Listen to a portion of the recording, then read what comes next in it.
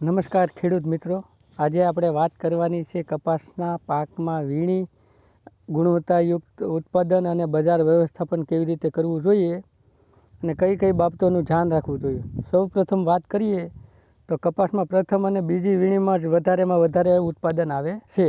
આ વીણીમાં ખાસ કરીને એ બાબત ધ્યાનમાં રાખવાની કે કપાસની વીણી હંમેશા નીચેથી ઉપર તરફ કરવી, જેથી કરીને તેમાં કીટું, પાંદડા અને ડાળીઓ અથવા અન્ય કચરો એમાં વીણીમાં કપાસમાં આવતો નથી. કપાસની વીણી માટે સાદા અને કોટન કાપડ બેગનો જ ઉપયોગ કરવો જોઈએ, જેથી કે એમાં પ્લાસ્ટિકની બેગનો ઉપયોગ કરીએ તો તેમાં પ્લાસ્ટિકના દોરા કે રેસા અથવા સ્ટીક આવવાની શક્યતા રહે છે.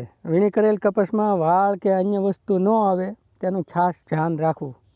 વીણી કરેલ કપાસનો સ્વચ્છ અને ભેજરહિત જગ્યાએ સંગ્રહ કરવો, જેથી તેનો બગાડ થતો નથી અને ગુણવત્તાયુક્ત કપાસ ઉત્પાદન મેળવી શકાય છે.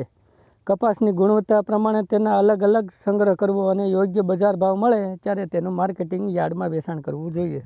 જો વીણી કરેલ કપાસમાં ભેજનું પ્રમાણ 12% કે તેથી વધારે જણાય તો તેને તડકામાં સારી રીતે સૂકવી અને સંગ્રહ કરવો જોઈએ, જેથી તે પીળો પડતો નથી અને ગુણવત્તા સારી રહેવાથી બજાર ભાવ સારા મળે છે.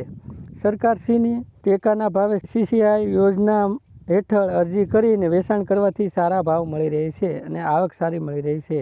આમ કપાસમાં વીણી અને સંગ્રહ ખૂબ અગત્યનો એકમ છે. તેમાં સારા ભાવ મળી રહે છે. કપાસમાં 3 સારી વીણી કરી લીધા પછી તેની સાઠી ઉપાડી લેવી અથવા શેડર મશીન વડે તેની કટકી કરી અને જમીનમાં પાછી આપી દેવાની, જેથી કરીને તેનો સેન્દ્રિય ખાતરના રૂપમાં વ્યવસ્થાપન કરી શકાય અને નુકસાન પામેલ છોડનો બાળી અને નાશ કરવો જોઈએ.